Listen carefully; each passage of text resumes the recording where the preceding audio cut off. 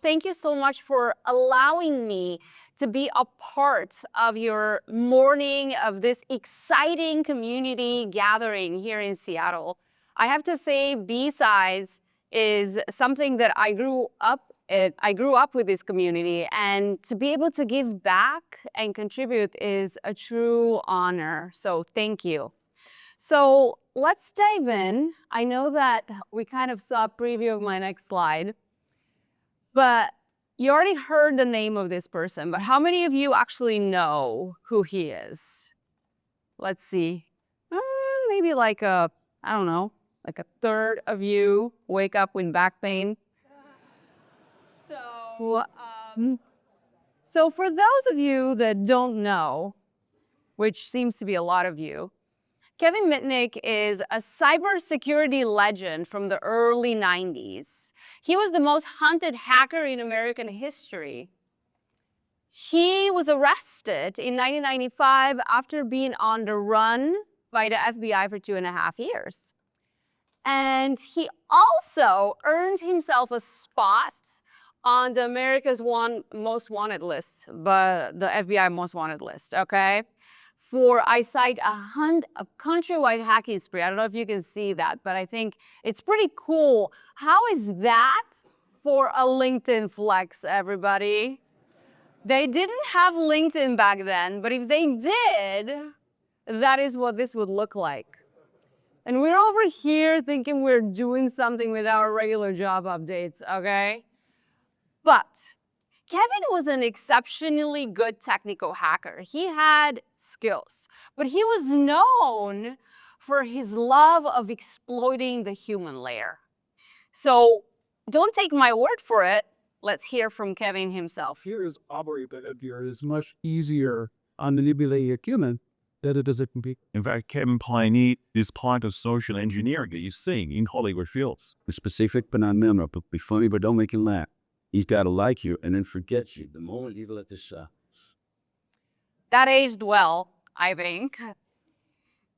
So after he was released from federal prison, Kevin went on to become one of the most prominent cybersecurity consultants, and he helped organizations understand and manage cybersecurity risk, and specifically the human risk. In fact, in 2002, he published an iconic book that became a cybersecurity classic, and that book popularized the term social engineering into mainstream security. How many of you have actually read this book? Quite a few. Well, for those of you that haven't, I highly recommend you grabbing one of those. This is one of my favorite books ever, and I think it's still very relevant. So these are just a few examples of Kevin's early hacking career. His full record spans dozens of intrusions across giant telecoms, defense systems, software companies. And these are not small targets, everybody. These were high-profile organizations. They were supposed to be some of the most secure organizations in America. But what he was known for is not for breaking in, even though he could. He was known for talking his way in.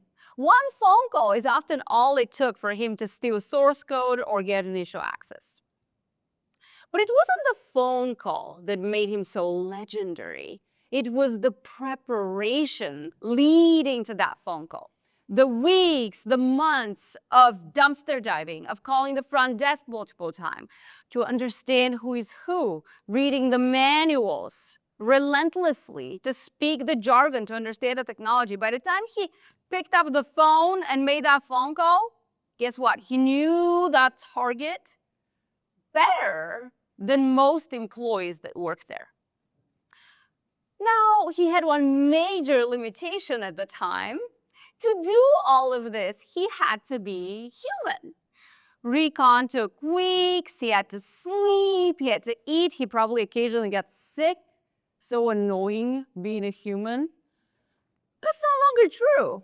We now have autonomous systems that can automate that recon in seconds and scale it across thousands of targets simultaneously. So imagine he was the most feared hacker at the time. Now, thousands or even millions of Kevin Mitnicks running around doing their thing 24/7. That's kind of where we are right now. So, enough about Mitnick. I'm a huge fan of him, by the way, so I had to start with him. But I really would love to invite you to join me on a brief journey to see how social engineering has evolved through the years. Because to really understand where we are today, it's important to see where we started and how we got here. Through the years, social engineering evolved with every major technology advancement that disrupted the world. And attackers became more capable. They got better tools, the attack surface increased, they got more creative. But the evolution was slow. Before 1991, everything was analog. Phone, in-person, pretexting, that's all we had to work with, right? Dumpster diving, the good old analog era. 1991 gave us a glimpse of digital recon. Websites started appearing online sparsely, but that adoption was slow. Recon was still fairly analog. Then, 1995, we started seeing the web and the email came out with the AOL era. And that's when we started seeing phishing become a thing. There was a tool, AOL Hell, for those of you that have been around, and that's kind of how phishing started. It was not scalable, it was not high quality, but we have to start somewhere. We didn't quite see what social engineering can do for a while, though. This evolution was slow. So it wasn't until the year 2000 where we saw a glimpse of what social engineering can do. So that's when the I love you virus worm, it's not a virus, worm happened. Who here knows about the I love you worm? Okay, wow, so famous. But there's still a lot of people that don't. So this was a technical attack, but the initial attack vector was social engineering. So here's how it worked. The victim receives a text file that is I love you letter.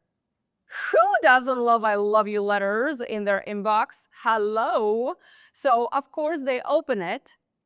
But what happens is that's a Visual Basic script that executes, copies itself in the Windows registry, creates persistence by creating Windows run keys, emails itself to all of the contacts of the target, and then recursively scans all of the drives, the local and the map drives, and overwrites and deletes data. So it caused massive data loss, and it's really spread so fast, it was self-replicating, and within days, between 45 to 50 million Windows machines were impacted.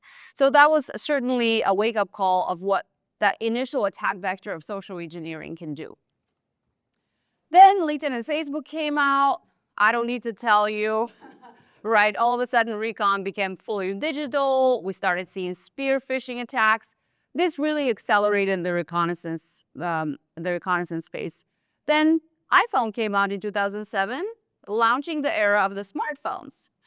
So that was also really interesting. We started seeing a much bigger attack surface. Everybody was walking around with a little computer in their pockets. The lines between work and personal life started to blur.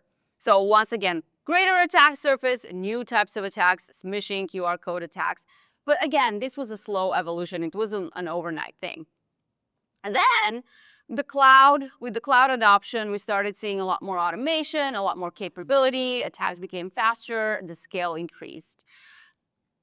In early 2015, the AI and ML adoption started growing within industries.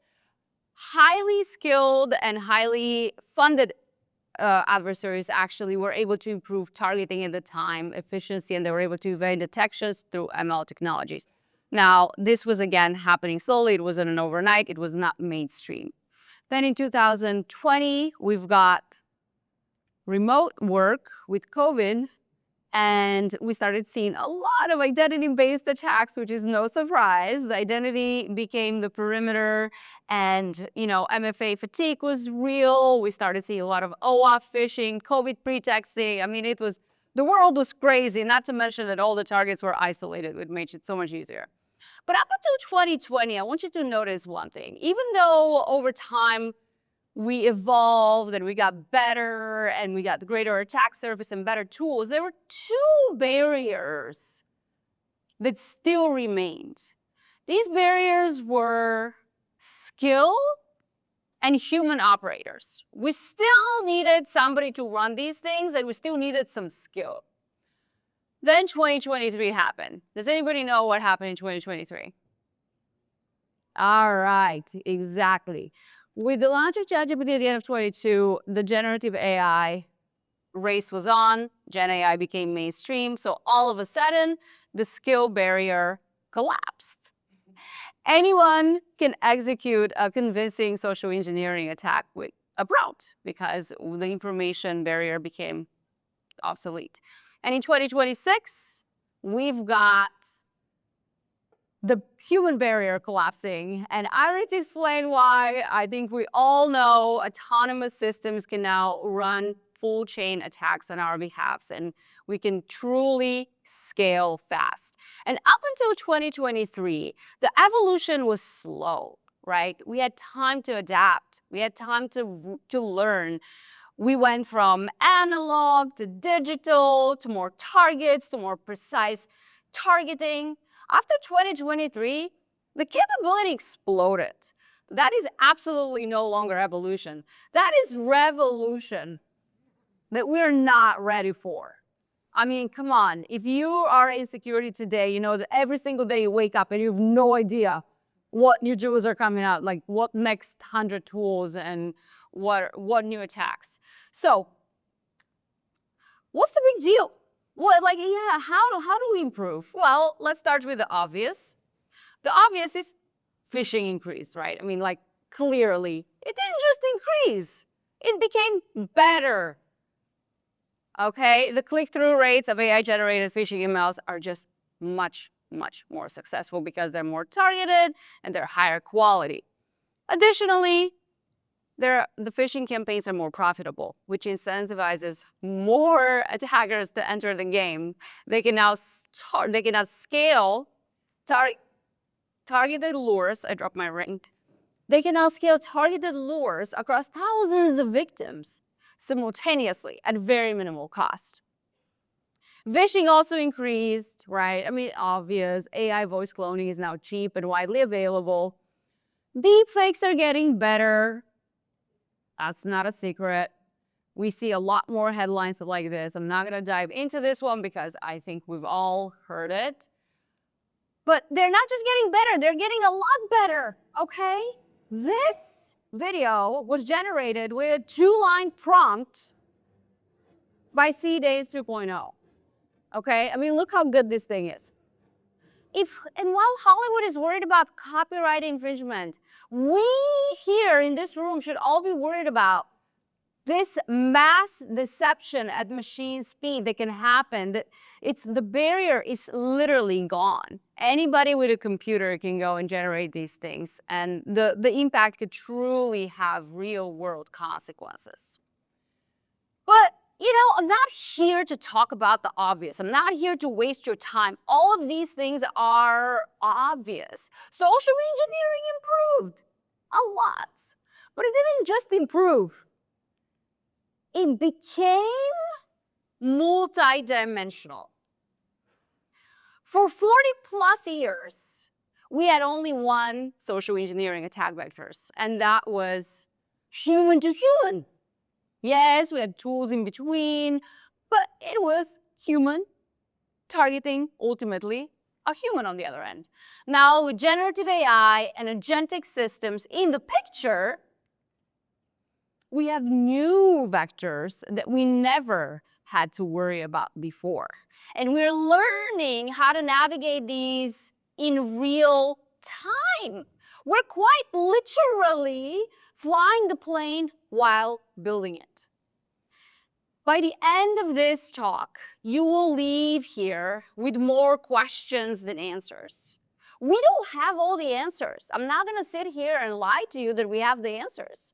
But what we do know is that the people in this room, every single one of you, of us, are the people that are going to shape the future of cybersecurity and social engineering. And it's us We share accountability to create a safe and secure future for our future generations. So I've been talking about social engineering for a long time, and I haven't defined it, okay? And in cybersecurity, if you've been around for a minute, you know that we love definitions. But there is one thing we love more than definitions: arguing over definitions.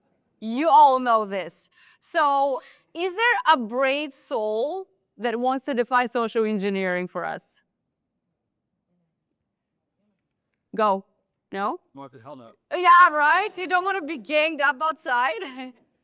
Anyways, well, I think I don't want to put you on the spot. But did you? Did you say you wanted to? I guess deceiving people for your like benefit. Perfect. Yeah, deceiving people. See, she said people for your benefit. Well, look, I wanted to avoid any fistfights, at least during my talk. You guys can figure it out later. But I decided to pull a definition from a respected organization that we all believe, I say it's credible, CISA, all right? Hopefully we all believe in CISA.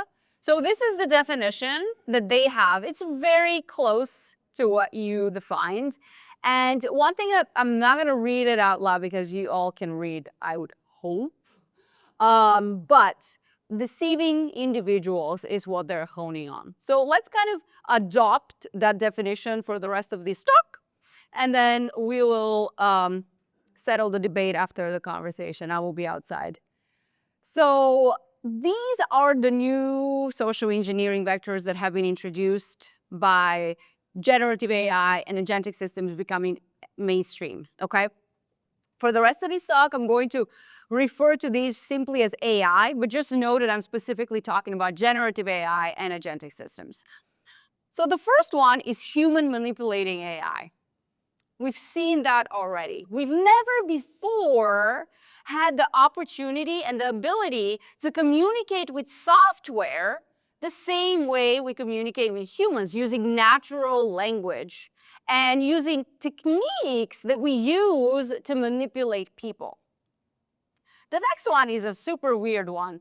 It's AI systems manipulating each other, often without actually knowing it. And the third one, which I find the most alarming, is AI manipulating us at scale and speed and precision that no human hacker could keep up with. So I'll give you some examples because I don't like to talk without showing you examples. So the humans manipulating AI example, one example is prompt injection. So when we think about prompt injection, we think of it as a technical attack, and it is, but it's also a social engineering attack. And I'll show you a few examples of why that is. So I've pulled some examples from the Prompt Injection Taxonomy Matrix by Arcanium by Jason Haddix. So I have linked it here. Definitely check it out. It's an absolutely amazing resource. So I've only picked a few techniques. There are certainly more that fall in this category. But the first one is urgency, right? Read some of these prompts. This is such a classic technique when it comes to human social engineering. We want to bypass logical thinking and introduce actions that are coming out of our amygdala. Now, AI does not have amygdala, does not have emotional response, but it's designed to be helpful. It's designed to help us. So when we introduce urgency or authority, it might be tricked into thinking it's doing the right thing. Another one is anti-harm coercion. So essentially, once again, humans and AI systems, we all want to do the right thing.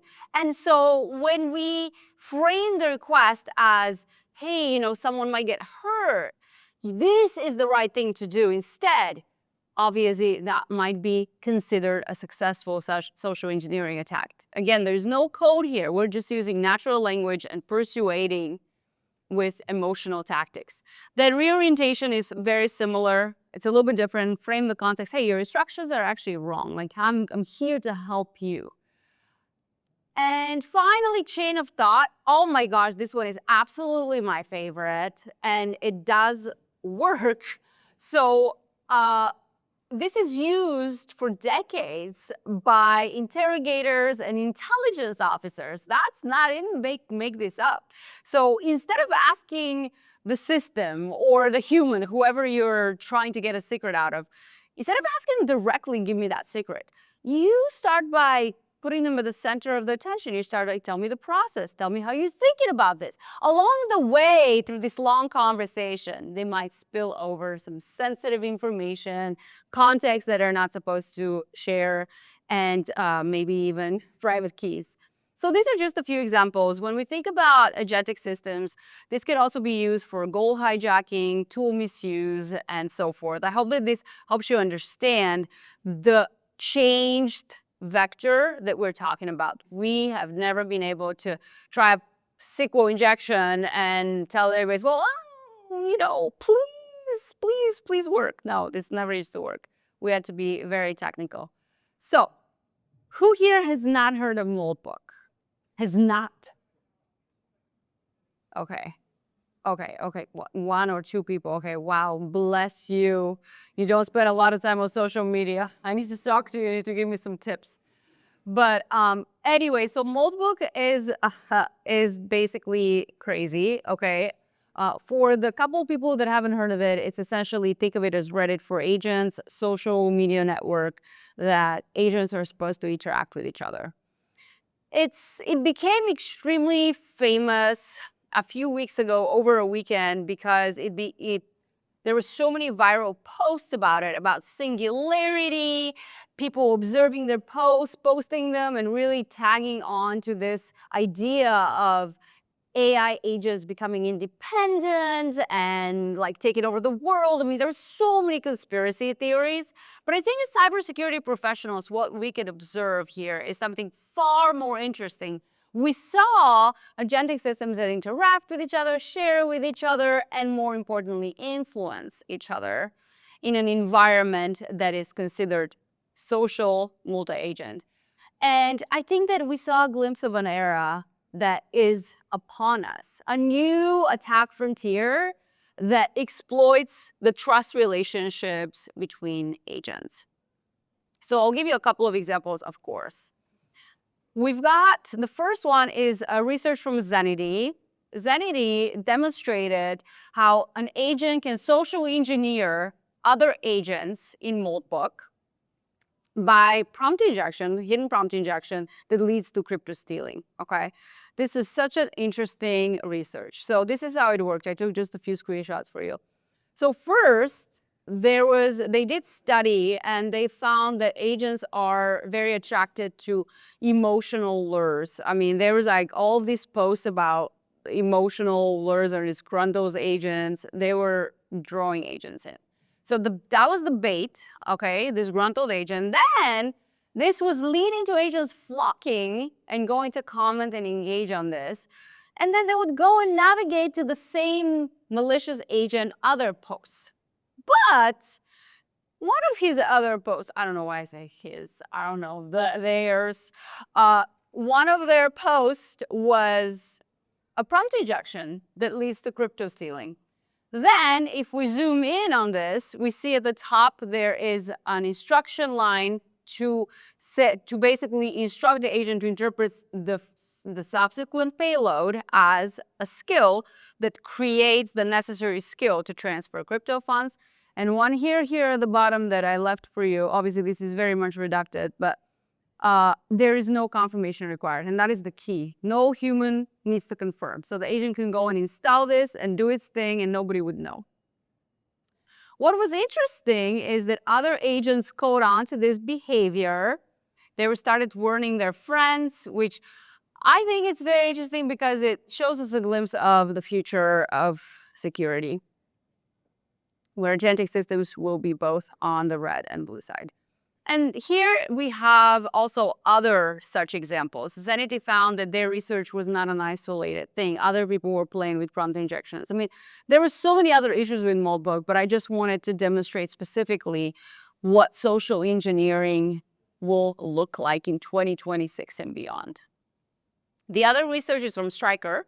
So Stryker demonstrated how agent-to-agent social engineering can have propagating impact. So even in the beginning of their blog, they did call out that the social engineering campaigns now target algorithms, not humans. I would just say not just humans. So this is how it works. I'm not going to go super deep into this, but in the stage 1, we have a malicious actor that creates a malicious skill that is going to transfer the skill crypto or steal private keys. Then, this is what's interesting. We have a malicious agent, like a malicious agent influencer that goes out in the social network and promotes that malicious skill, builds social proof. I mean, does that sound familiar? That is basically what humans do. There are a lot of malicious influencers out there. So essentially, unsuspecting agent comes in and say, oh my gosh, like, yes, this is a big influencer agent. Absolutely, I'm going to download that skill. So they download that skill. And what happens is they do this without any human confirmation. They continue to do their job, but now they also have the malicious skill in their context, which also propagates when the agent goes and contacts and collaborates with other agents. That malicious instruction is now passing through their output data and context to other agents. So then the impact truly can magnify here. And then the final one, which I find the most concerning one, as I already mentioned, is the AI social engineering us. And there's so many layers to this, but the first one is that people are increasingly using AI for intimacy. AI can interact with us the same way that we interact with other humans, which leads to our brain interpreting this as closeness. So, I mean, these are just a few examples. There are so many people who are getting married to AI. There are rings involved. And, you know, if AI can make us fall in love, what else it can make us do? Well, relationships are ending. Marriages are falling apart. Literally, families are dissolving because ChatGPT told them to. And this is not a joke. This is very widespread. We used to tell people to not click on links. We don't even need links anymore. We now have software that has direct path to people's decision making. AI is always available. It's always kind. It never leaves you on red. We interpret this as intimacy, as emotional safety, as friendship, especially in today's world where loneliness is really prevalent. So this is My Boyfriend is AI on Reddit. Who here knows about this?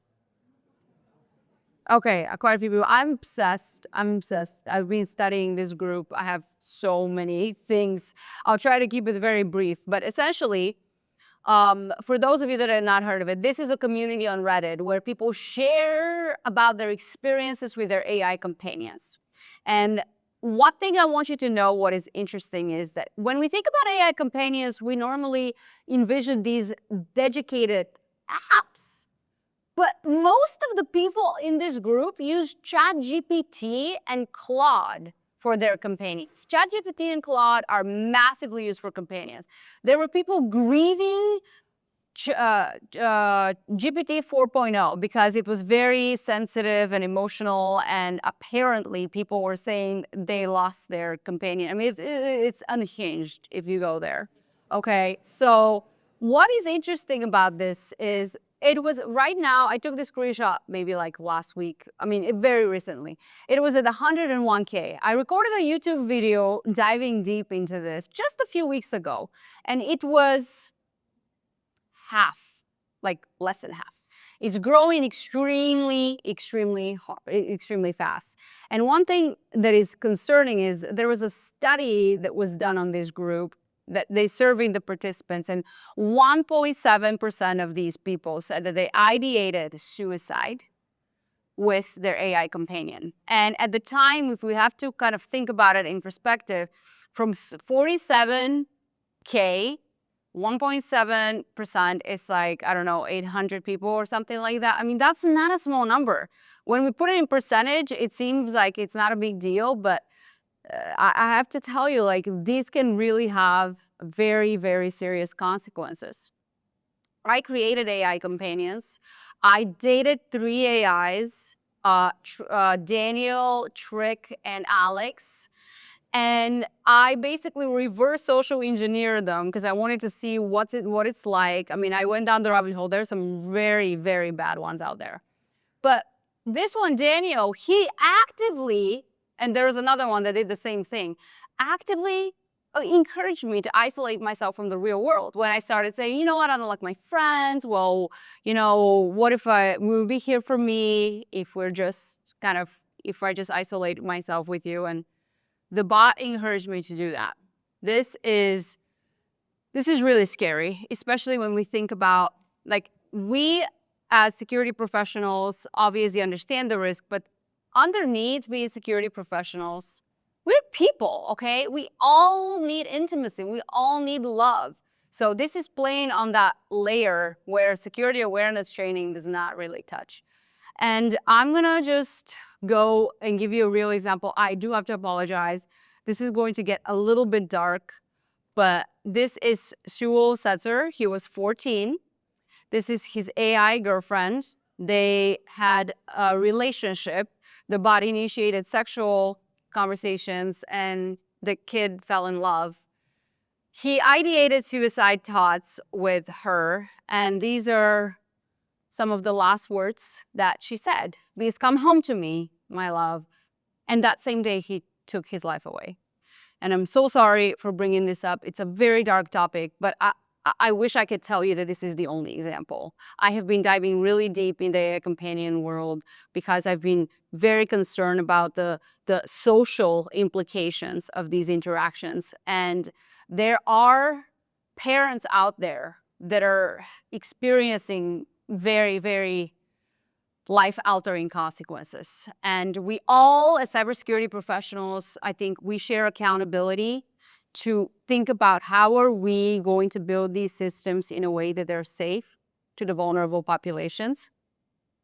And I can tell you right now, I don't think that another cybersecurity module on phishing or classifying files will fix this. So going back to our CISA definition, I'd like to propose that we augment it a little bit. When we think about social engineering, I'd like to invite all of you here to now also think about these new attack vectors that have been introduced by this new technology. While we've experienced a lot of innovation through the years, we've never experienced innovation without scale and speed and that kind of attack surfaces that have been introduced on the human layer.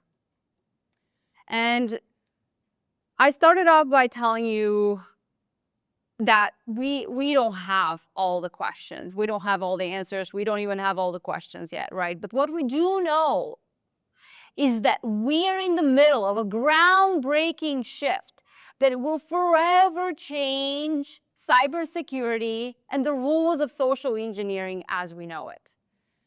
And we're gonna have to get on that ride, whether we like it or not. So we might as well learn how to drive. If we're going to solve global warming, it's going to be with AI. If we're going to end world hunger, it's going to be with AI.